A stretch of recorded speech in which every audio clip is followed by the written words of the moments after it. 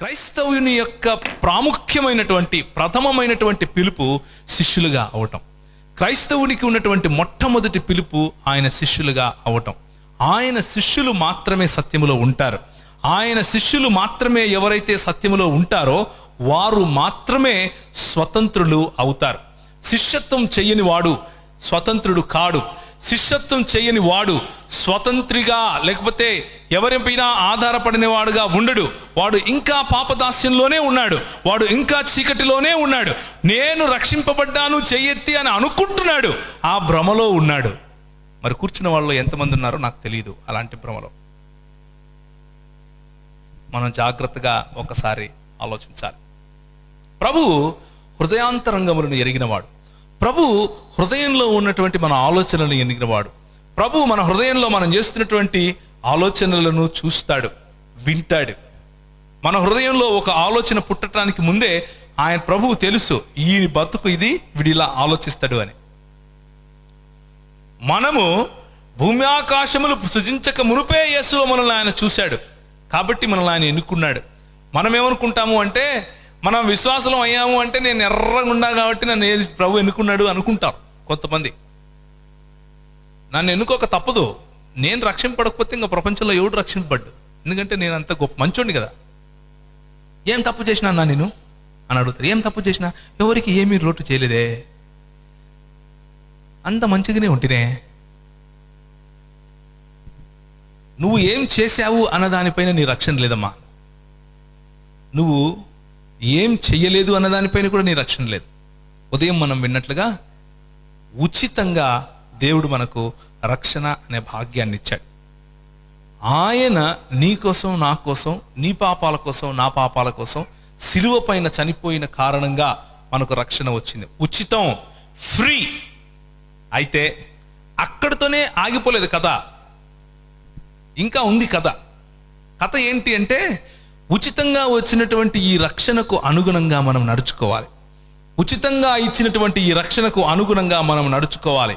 ఆయన మనల్ని ఎలా పిలిచాడు ఇప్పుడు చదవండి. మొదటి పేతురుకు రాసిన పత్రిక గట్టిగా చదవాలి ఎవరైనా సరే. పేతురు రాసినటువంటి మొదటి పత్రిక 2వ అధ్యాయము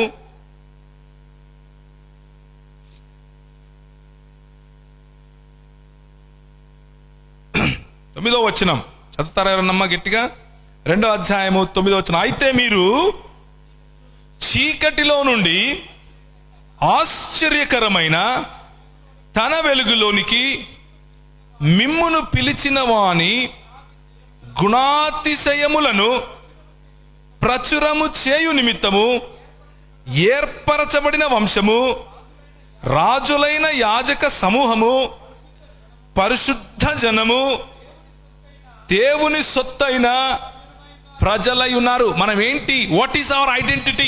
మనకు ఆధార్ కార్డ్ ఏంటి అంటే, మనం ఏంటో ఫలానా కులంలో పుట్టాడు, ఫలానా ఇంట్లో ఉంటాడు, వాళ్ళ అడ్రస్ ఇది, వాళ్ళు ఇట్లాంటి వాళ్ళు, వాళ్ళు అలాంటి వాళ్ళు కాదు. మన అడ్రస్ ఏమిటి అంటే, దేవుని మహిమ కారణంగా, దేవుడు మనల్ని ఎన్నుకున్న కారణంగా మీరు చీకటిలో నుండి ఆశ్చర్యకరమైన వెలుగులోకి పిలువబడ్డారు.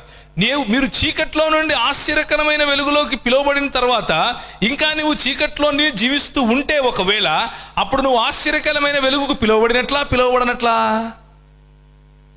హలో, చీకటి నుండి ఆశ్చర్యకరమైన వెలుగులోకి ప్రభువు నిన్ను పిలిచినప్పుడు ఒకవేళ నువ్వు ఇంకా ఆ వెలుగులోకి రాకుండా చీకట్లోనే జీవిస్తున్నావు అనుకో, అప్పుడు నువ్వు వెలుగులో ఉన్నట్లా లేనట్లు.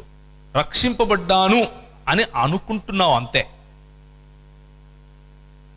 నీ హృదయంలో ఇంకా చీకటి ఉంటే నువ్వు రక్షింపబడుతున్నాను లేకపోతే రక్షింపబడ్డాను అని నిన్ను నువ్వు మోసం చేసుకుంటున్నావు అంతే.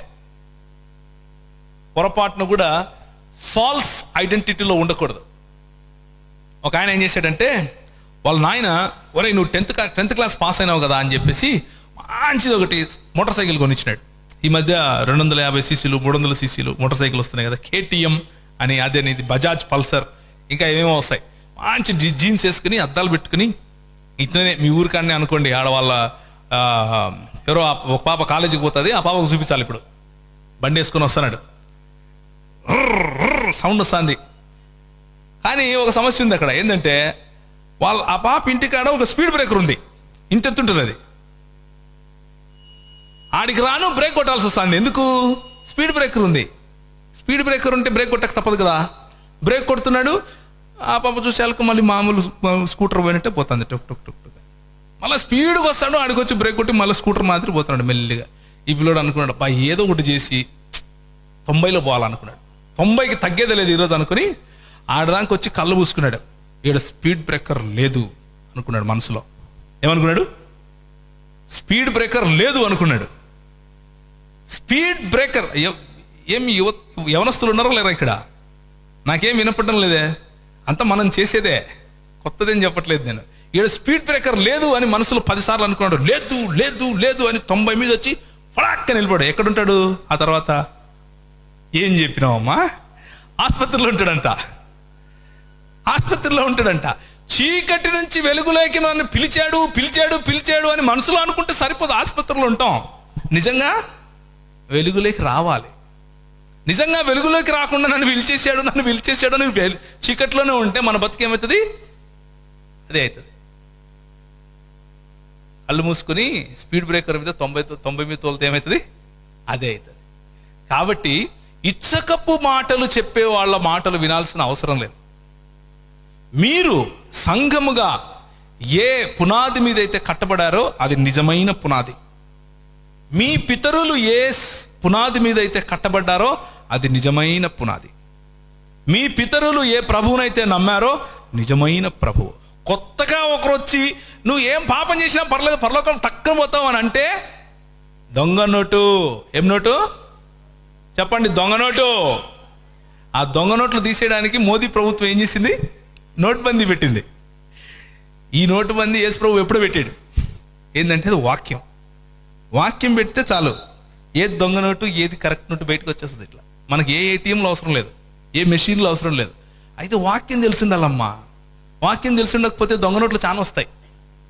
జాగ్రత్తగా మనం తెలుసుకోవాలి. మనం ఎక్కడి నుంచి పిలువబడ్డాం? చీకటి నుండి పిలువబడ్డాం. ఎక్కడికి పిలువబడ్డాం? ఆశ్చర్యకరమైనటువంటి వెలుగు.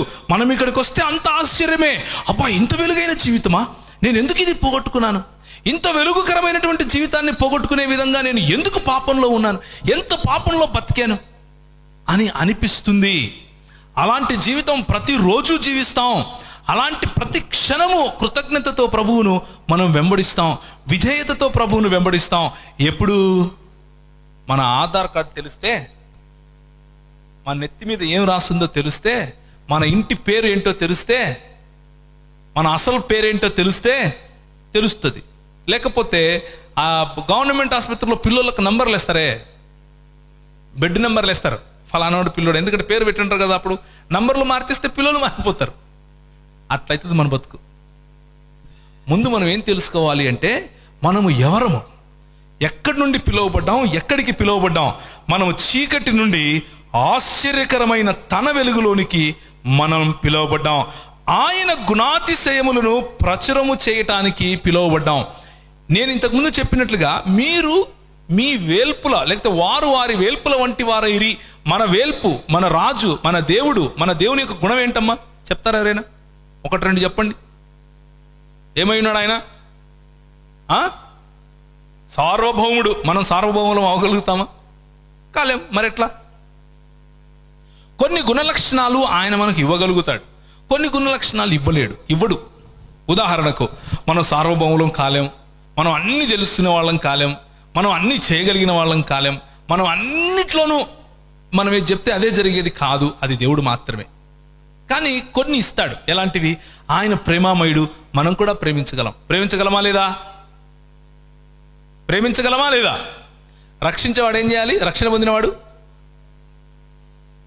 ఎవడిలో అయినా ప్రేమ లేదు, కానీ నేను రక్షింపడ్డాను సంకలు గుద్దుకుంటాను అనుకో, ఏం చెప్పాలి?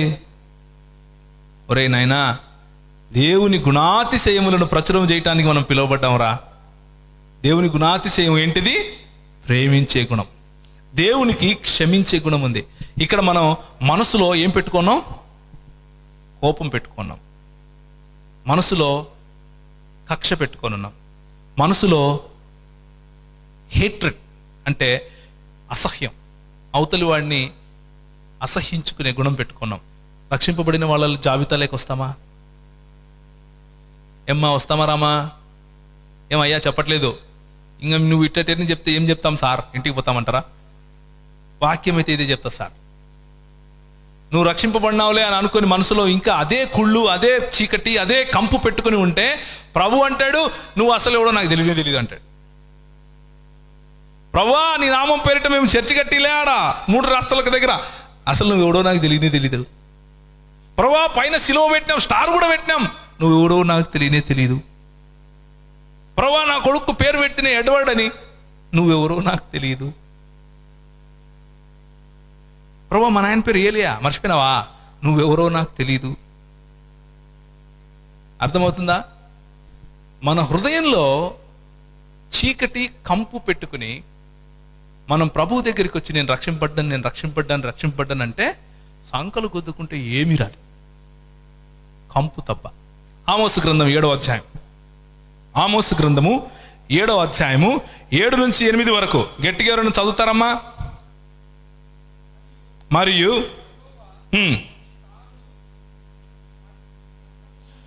మట్టపు గుండు చేత పట్టుకుని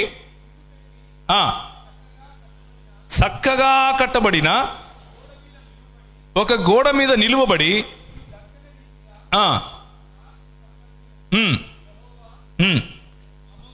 ఆమోసు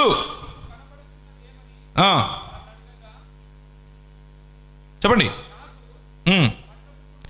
మట్టపు గుండు కనబడుతోంది అని నేను అంటిని, నా జనులకు ఇశ్రాయేలీయుల మధ్యను మట్టపు గుండు వేయబోచున్నాను, నేను ఇకను వారిని దాటిపోను. చాలండి. ఇప్పుడు మట్టపు గుండు అంటే ఏంటంటే, మనము బేల్దారి పనులకు పోతారనుకోండి, ఎవరన్నా వాళ్ళకి బాగా తెలిసి ఉంటుంది. గుండు దారం తెలుసా తెలీదా? ఎంతమందికి తెలీదు? అందరికి తెలుసు. గుండు దారం అంటే గోడ కట్టిన తర్వాత చక్కగా ఉందా లేదా చూడాలంటే ఏం చేస్తారు? గుండు దారం పెడతారు. గుండు దారం పెడితే చక్కగా ఉందా లేదా అది తెలిసిపోతుంది. కానీ మనము కట్టుకునే గోడలు మన హృదయంలో ఎలా ఉంటాయి అంటే చక్కగా మనకు కనిపిస్తాయి. కానీ ప్రభు వచ్చి ఏం చేస్తాడు? గుండు దారం పెడతాడు. గుండు దారం పెడితే తెలుస్తుంది ఎంత చక్కగా ఉంది, ఇది ఎంత చక్కనోని బయడు, అంత వంకర టింకర గోడ కట్టుకున్నాడే అని బయటపడుతుంది. మనము ఎలాంటి వంకర టింకర గోడలు కట్టుకుంటాము అంటే, 2 రకాలైనటువంటి ప్రజలు ఉంటారు, 2 రకాలైనటువంటి గోడలు కట్టుకుంటారు. చిన్నప్పటి నుంచి ఆ గోడలు కట్టుకోవటానికి ఏమేమి వాడతాం చెప్పండి? ఇటుకలు వాడతాం, ఇంకా ఏం వాడతాం గోడ కట్టడానికి? సిమెంటు, ఇంకా కట్టేవాడు ఒకడు ఉంటాడు. అవునా? కట్టేవాడు ఒకడు ఉంటాడు, కట్టే సామాగ్రి ఉంటుంది. అయితే మన జీవితాల్లో కట్టే అబద్ధ ప్రవక్తలు కొంతమంది ఉంటారు.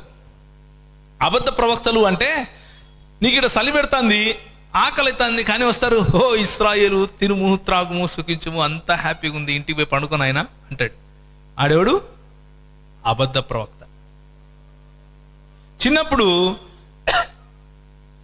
లెక్కలు రావట్లేదు నీకు, 2 ఎక్కం 2, 2 2 4, 2 6 12, 2 8 24 పటాని కొట్టాడు. ఒరే దరిద్రుడా అన్నాడు.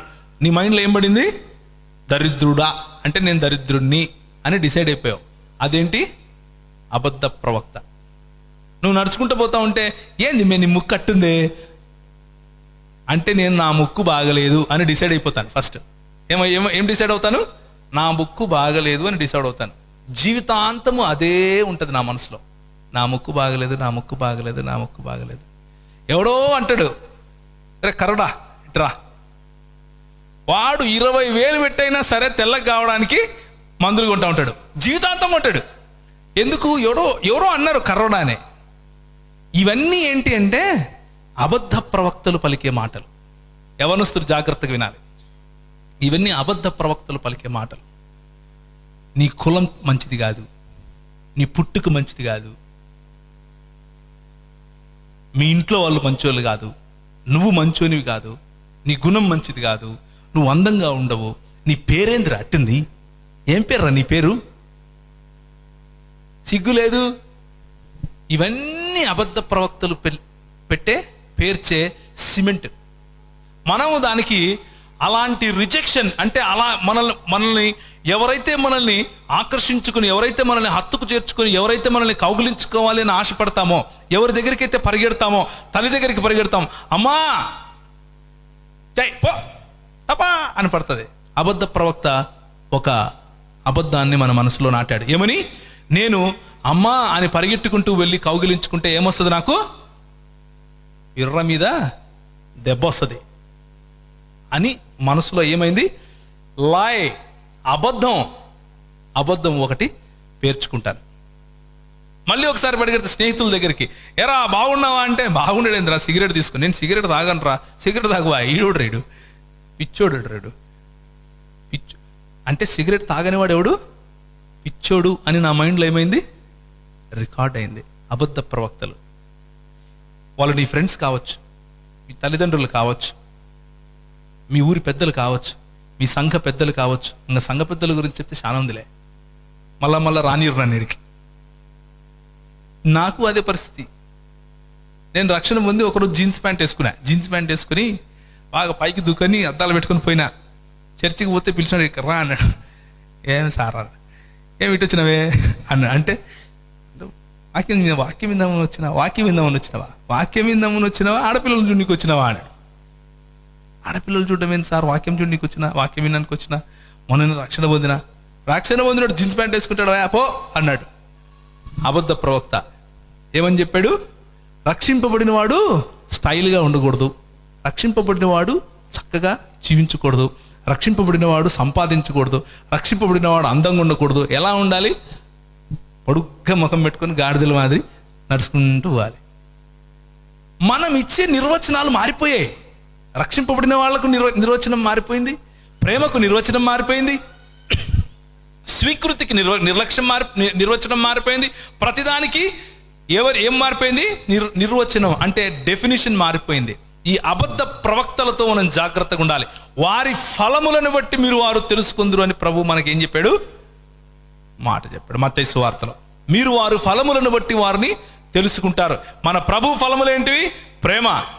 మన ప్రభు ఫలం ఏంటి?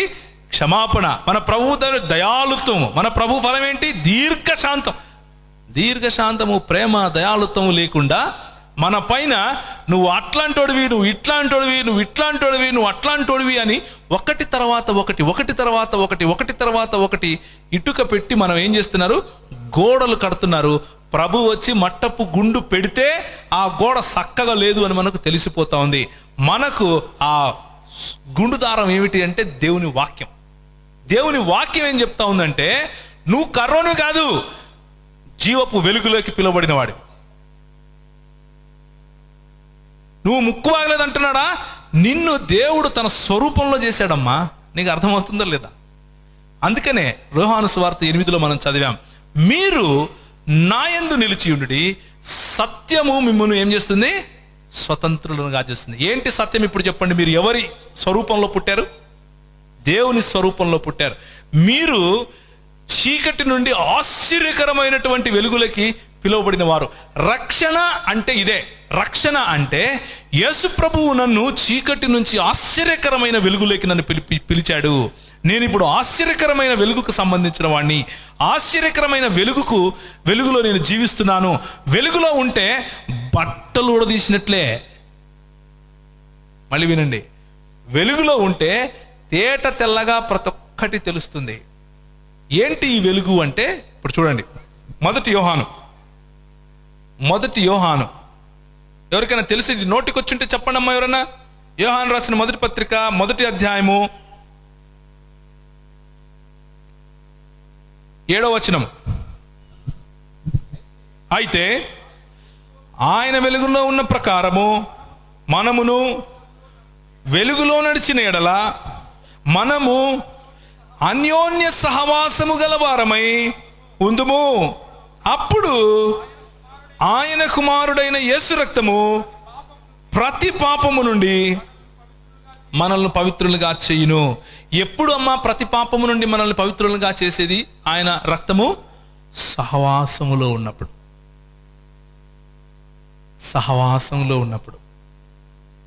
చీకటి నుండి ఆశ్చర్యకరమైన వెలుగుకు పిలువబడ్డాం. ఏంటి ఆ వెలుగు అంటే, మనము యేసుతో నడిచినట్లుగా ఒకరితో ఒకరము అన్యోన్య సహవాసము కలిసి ఉన్నప్పుడు తెరవబడిన పుస్తకం లాంటి జీవితం, పార్ జీవితం.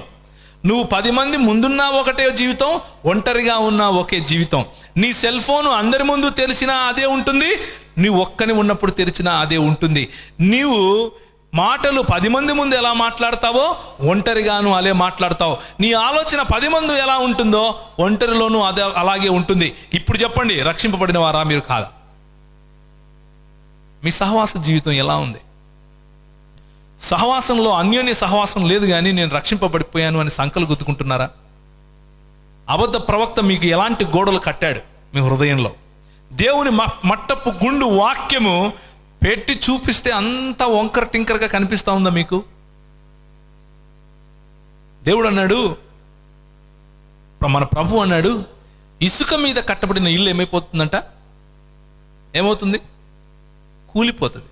చిన్న ఉపద్రవం, చిన్న సైక్లోన్, చిన్న గాలి వాన వస్తే పడిపోతుంది. ఈ బిల్డింగ్ పడిపోతుంది చిన్న గాలి వస్తే.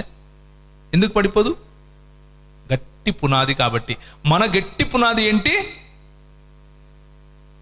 బోధకులు చెప్పేది. మనకు ఎవరో తీసుకొని వచ్చి చెప్తే ఎంగిలి కూడా అటు పడేస్తే తిని దాని మీద ఇల్లు కట్టుకున్నాం మనం. మనకు బైబిల్కి సంబంధమే లేదు. భలేవాడి, మాకేం అర్థమవుతుంది సార్? ఎందుకు అర్థం కాదు? ఓపెన్ చేసి చదివితే అర్థమవుతుంది. అన్యోన్య సహవాసం, సహవాసమే లేదు. ఎక్కడి నుంచి అర్థమవుతుంది బైబిల్? ఎక్కడి నుంచి రక్షణలో మనం ఉన్నట్లు? ఎక్కడ మనం రక్షణలో ఎదుగుతున్నట్లు? చీకటి నుండి ఆశ్చర్యకరమైన వెలుగులోకి మనల్ని ప్రభు పిలిచాడు. ఆ ఆశ్చర్యకరమైన వెలుగు అంటే అన్యోన్యమైనటువంటి సహవాసంలో మనం ఎదిగితే ఏమవుతుందంట? అప్పుడు మన ప్రభువైన యేసు రక్తము ప్రతి పాపము నుండి మనల్ని ఏం చేస్తుంది? కడిగి పరిశుద్ధులనుగా చేస్తుంది.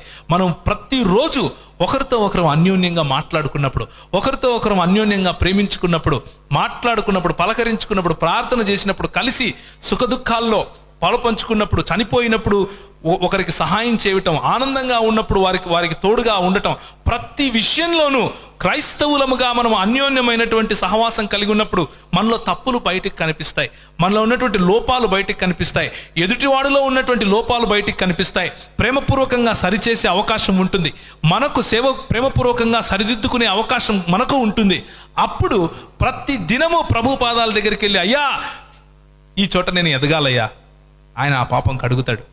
రోజు నువ్వు ఇంకా పాపాలు ఒప్పుకుంటున్నావా? నువ్వు పరలోకం పోవు అంటే ఏంటి? దొంగ నోట్. ఏం నోటు? దొంగ నోటు. కరెక్ట్ నోట్ ఏంటి? ప్రతి దినము ఆయన మన పాపాలని కడుగుతాడు. ప్రతి దినము కడుగుతాడు. ఒకేసారి ఆయన మన పాపాలని కడిగేశాడు, అందులో డౌట్ లేదు, సిలువ మరణం పైన. కానీ ఆ రక్షణ గురించి మనం మాట్లాడటం లేదు. రోజు మనం ఎదుగుతాం చూసామే, ఆ రక్షణ గురించి మాట్లాడుతున్నా. మనము ఎదిగే పరిశుద్ధీకరణ లేకపోతే పవిత్రీకరణ అనే రక్షణ గురించి మాట్లాడుతున్నా. మనము చీకటి నుంచి ఆశ్చర్యకరమైనటువంటి వెలుగులోకి పిలువబడ్డాం. ఆశ్చర్యకరమైనటువంటి వెలుగులోకి ఆయన గుణాతిశయములను ప్రచురించటానికి పిలువబడ్డాం. మన సొంత ఎచ్చులు చూపించుకోవడానికి కాదు. ఎందుకు పిలువబడ్డాం? ఆయన గుణాతిశయములను ప్రచురము చేయు నిమిత్తము ఏర్పరచబడిన వంశం మనం. ఏం వంశం మనం? ఏర్పరచబడిన వంశం. మామూలు వంశం కాదు. ఒక ఆయన అడిగాడు నన్ను, నేను కాదు, ఒక ఆయన కాగజ్ నగర్లో నాకు తెలిసిన పాస్టర్ అక్కడ ఉన్నాడు. ఆయన దగ్గరికి వాళ్ళు ఒక ఊర్లోకి వెళ్తే వాళ్ళు అడిగారంటే, ఏ కులం అయ్యా మీది అని అడిగాడంట. ఈయన ఏం తడుముకోకుండా రాజుకులం అన్నాడంట. రాజులం అన్నాడంట. రాజులా మీరు? ఓ అని గమ్మున అయిపోయి వెళ్ళిపోయాడంట. పక్కన ఆయన ఉండి, ఏందిరా మీరు రాజులా అని అడిగితే, అవును వాక్యం చెప్పిండ్లా అన్నాడంట. ఏంటంటే ఇదిగో 1 పేతురు 2 చెప్తాడు. చూడండి ఏముంది? ఏర్పరచబడిన వంశమును, రాజులైన యాజక సమూహము. మనము రాజులం. మనం ఎవరో? మనం ఎలా నడవాలి? రాజులు ఎట్లా నడుస్తారమ్మా? హుందాగా నడుస్తారు. రాజులైన యాజక సమూహం మనం, ఏర్పరచబడినటువంటి వంశం మనది. మనము పిలిచినటువంటి ప్రభువు ఎంత గొప్పవాడో అంత గొప్ప నడక మనం నడవాలి, అంత గొప్ప జీవితం మనం జీవించాలి. అంతేగాని ఇంకా చీకట్లోనే ఉంటూ నేను రాజు కొడుకునే అంటే ఏమొస్తుంది? బూడిదొస్తుంది. ఏమి రాదు, బూడిదొస్తుంది. ద్వితీయోపదేశ కాండంలో ప్రభు చక్కగా ఒక మాట అన్నాడు. ఏమన్నాడంటే, నేను మిమ్మును తలగా ఉంచుదును గాని తోకగా ఉంచను. ఎక్కడ ఉంచుతాడంట?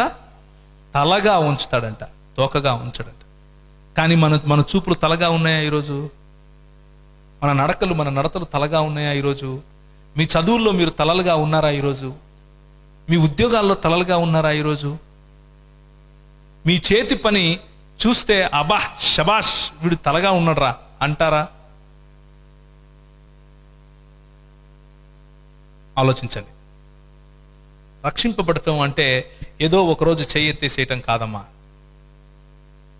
మన గుర్తింపును తిరిగి సంపాదించుకోవటం, మనం కోల్పోయిన గుర్తింపును తిరిగి సంపాదించుకోవటం.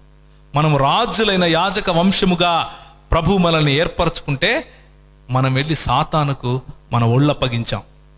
ఆయన మనల్ని చీకటి నుంచి ఆశ్చర్యకరమైన వెలుగులోకి పిలిస్తే మనం వెళ్ళి వాడి పాదాల దగ్గర పడి వాడిని మనం దేవుణ్ణి చేసుకున్నాం. మరి తిరిగి ఆ ఐడెంటిటీ, ఆ ఆధార్ కార్డు సంపాదించుకోవాలి. ఇప్పుడు మన దగ్గర ఉండే ఆధార్ కార్డు పోయిందనుకో, ఇంటర్నెట్ సెంటర్లోకి వెళ్ళి ఎవరికైనా ఒక 10 రూపాయలు ఇస్తే వాడు ఆ నెంబర్ కొట్టి తీసిస్తాడు. అవునా కదా? అది కూడా చేయాల్సిన అవసరం లేదు, 10 రూపాయలు కూడా ఇవ్వాల్సిన అవసరం లేదు. యేసు ప్రభు దగ్గరికి వెళ్ళి, అయ్యా నువ్వు నన్ను నీ స్వరూపంలో చేసావంట కదా, మరి నేనేంది అలా లేనే, నేను అలా లేనే. ఒక్క విషయం జాగ్రత్తగా గుర్తుంచుకోండి. ఎప్పుడైతే మీకు యేసు ప్రభువు లాంటి జీవితం జీవించాలి అనే ఆశ కలుగుతుందో అదే రక్షణకు మొదలు. ఎప్పుడైతే మీరు యేసు ప్రభువును, దేవుణ్ణి సంతోషపరిచే జీవితం జీవించాలి అన్న ఆశ కలుగుతుందో అదే రక్షణకు మొదలు. మీరు రక్షింపబడిన వారు కాకపోతే ఆ ఆలోచన రాదు మీకు. మీరు రక్షింపబడిన వారు కాకపోతే చీకటి నుండి ఆశ్చర్యకరమైన వెలుగులోకి నన్ను పిలిచాడు దేవుడు అన్న సత్యాన్ని మీరు నమ్మరు. మీరు రక్షింపబడిన వారు కాకపోతే రాజులైన యాజక సమూహం నేను అని మీరు నమ్మరు. ఏర్పరచబడిన వంశము నేను అని మీరు నమ్మరు. సో ఈరోజు రాత్రి మీరు గుర్తుంచుకోవాల్సిన విషయం ఒకటి ఏంటంటే, మీ హృదయంలో ఏ అబద్ధ ప్రవక్త ఎలాంటి గోడ కట్టాడు? నీకేమో గడ్డం పెంచుకోవడం ఇష్టం, ఫ్యాషన్గా ఉండడం ఇష్టం. కానీ ఎవరో చెప్పినాడు, రే ప్రభుని నమ్ముకున్నాడు గడ్డం పెంచుకుంటాడరా, ఆ గడ్డం కోసం నువ్వు ప్రభు దగ్గర రావట్లేదు. అబద్ధ ప్రవక్తలు ఒకవేళ నీ జీవితంలో అలాంటి చేదు విత్తనం నాటి ఉంటే, ఈరోజు నేను మీకు సత్యం చెప్తున్నాను, గుర్తుపెట్టుకోండి. మీ రంగు, మీ రూపు, మీ గడ్డం, మీ మీసాలు, మీ తల, మీరు పూసుకునే నూనె, మీరు పూసుకునే సబ్బు ఏది మీ రక్షణ నుంచి మిమ్మల్ని దూరం చేయలేదు. రోమిలకు రాసిన పత్రిక 8వ అధ్యాయం, క్రీస్తు ప్రేమ నుండి మనల్ని ఎవ్వరూ వేరు చేయలేడు. హల్లెలూయా. క్రీస్తు ప్రేమ నుండి మనల్ని ఎవరు వేరు చేయలేరు. హల్లెలూయా. ఎవ్వరూ వేరు చేయలేరు, ఏది వేరు చేయలేదు. నీవు నీ తండ్రి, నువ్వు నీ క్రీస్తు. నువ్వు కట్టుకున్నటువంటి ఆ గోడను తండ్రి మట్టపు గుండు పెట్టినప్పుడు, దేవుడు మట్టపు గుండు పెట్టినప్పుడు, గుండు దారం పెట్టినప్పుడు అది చక్కగా లేదు అని నీకు తెలిసినప్పుడు, నీకొచ్చే అభద్రత, నీకొచ్చే చిన్న రోగం, నీకొచ్చే చిన్న ఆర్థిక ఇబ్బంది, నీకుండే చిన్న మానసిక ఇబ్బంది, సంఘంలో ఉన్నటువంటి చిన్న ఇబ్బంది నిన్ను అతలాకుతలం చేసేస్తాయి. నువ్వు విరిగిపోతావు, నలిగిపోతావు, పగిలిపోతావు. ఒంటరితనం, ఎవరు నన్ను దగ్గర తీసుకోవట్లేదు అన్న ఒంటరితనం, ఎవరు నాతో మాట్లాడలేదు అన్న ఒంటరితనం, ఎవరు నన్ను పట్టించుకోవట్లేదు అన్న ఒంటరితనం, ఎవరు నన్ను అసలు నేను పనికిరాను అని నిర్ణయించుకున్నటువంటి నీ రిజెక్షన్. ప్రతి ఒక్కరు నన్ను తిరస్కరించిన వాళ్ళే. ప్రభు అంటున్నాడు, అది అబద్ధం, అది అబద్ధం. మీరు సత్యమును తెలుసుకోండి, సత్యం మిమ్మల్ని స్వతంత్రులంగా చేస్తుంది. ఆ సత్యం ఏంటో తెలుసా? మీరు చీకటి నుండి ఆశ్చర్యకరమైనటువంటి వెలుగులోకి పిలువబడిన వారు. సత్యం ఏంటో తెలుసా? మీరు రాజులైన యాజక సమూహం. సత్యం ఏంటో తెలుసా? మీరు ఏర్పరచబడినటువంటి వంశం. హుందాగా రాజుల్లాగా బతకాలి, అది మన పిలుపు. తలలుగా బతకాలి, అది మన పిలుపు. మన పిలుపుకు తగినట్లుగా మనం బతకాలి. 1 కొరింథీయులకు రాసిన పత్రిక, 1 కొరింథీయులకు రాసిన పత్రిక 1వ అధ్యాయము 9వ వచనం. రెండు గట్టిగా చదువుతారా? మన ప్రభు అయిన యేసుక్రీస్తు అను తన కుమారుని సహవాసమునకు మిమ్మును పిలిచిన దేవుడు నమ్మదగినవాడు. సహోదరులారా, మీరందరూ ఏకభావముతో,